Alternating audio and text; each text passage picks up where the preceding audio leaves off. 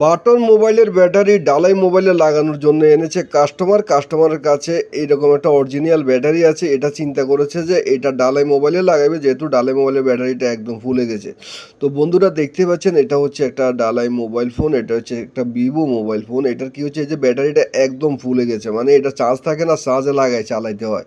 তো কাস্টমারকে আমি জিজ্ঞেস করলাম, আপনি কোথা থেকে আসলেন? কয় ভাই আমি একটু দূরে থেকে এসেছি, আপনার ভিডিও দেখি আমি আমি আপনি আমাকে আমার একটা পুরাতন একটা স্যামসাং মোবাইলের আমার কাছে ব্যাটারি আছে, আমার কাছে এই ব্যাটারিটা লাগানোর মতো পয়সা এখন নাই, আপনি আমাকে ওই ব্যাটারিটা যেমন হোক লাগাই দেন।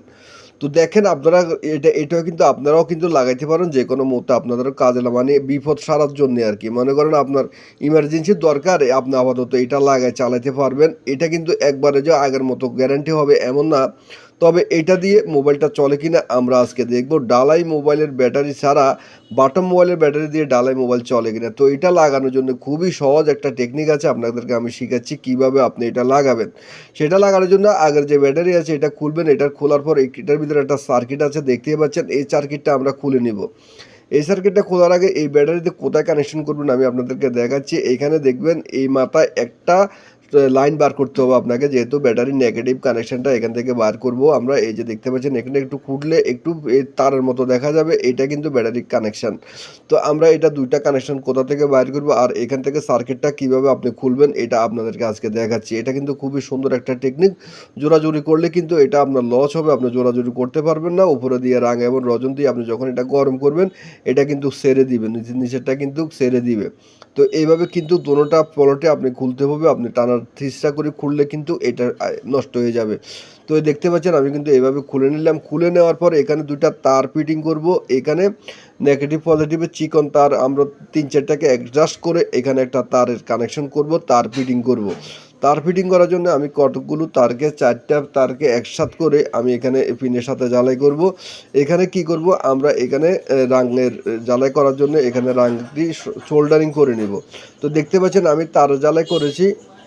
এখানে চিকন চিকন তারের 3-4টা প্যাচ দিয়ে মোটা করে এখানে কিন্তু আমি জ্বালাই করে দিচ্ছি।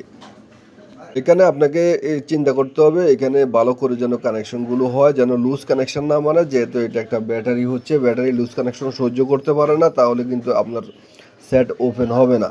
তো আপনি দেখতে পাচ্ছেন যেহেতু এর ব্যাটারি এখানে যে ব্যাটারির যে কানেক্টার আছে এটার ভিতরেও নেগেটিভ পজিটিভ আছে, আর এখানে নেগেটিভ, এটা নেগেটিভের সাথে নেগেটিভ জ্বালাই করলাম, এখানে প্লাসের সাথে পজিটিভের সাথে পজিটিভ জ্বালাই করে দিলাম, ব্যাস আমাদের কিন্তু কাম কিন্তু শেষ, এই কানেকশন হয়ে গেছে। এখন যেহেতু শর্ট না খায়, আগের যে কাগজগুলো আছে এগুলো এখানে লাগাইয়ে স্টিকারগুলো এখানে সুন্দর করে বসাই দিবেন, একদম ক্লিয়ার।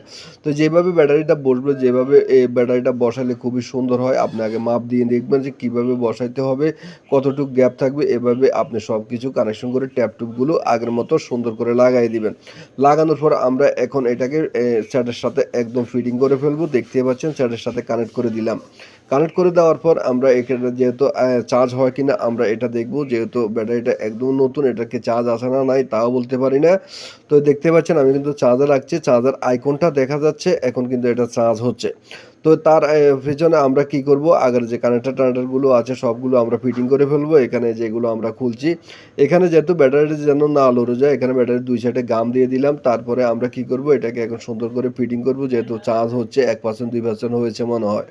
তো আমরা এখন ফিটিং টিটিং করে দেখব মোবাইলটা চলে কিনা, মোবাইলটা চার্জ হয় কিনা। এই ধরনের ভিডিওগুলো আপনার কাছে ভালো লাগলে আমার পেজটা ফলো দিতে পারেন, চ্যানেলটাকে সাবস্ক্রাইব করে পাশে থাকতে পারেন। আমরা মোবাইলটাকে অন করে দেখব মোবাইলটা অন হয় কিনা।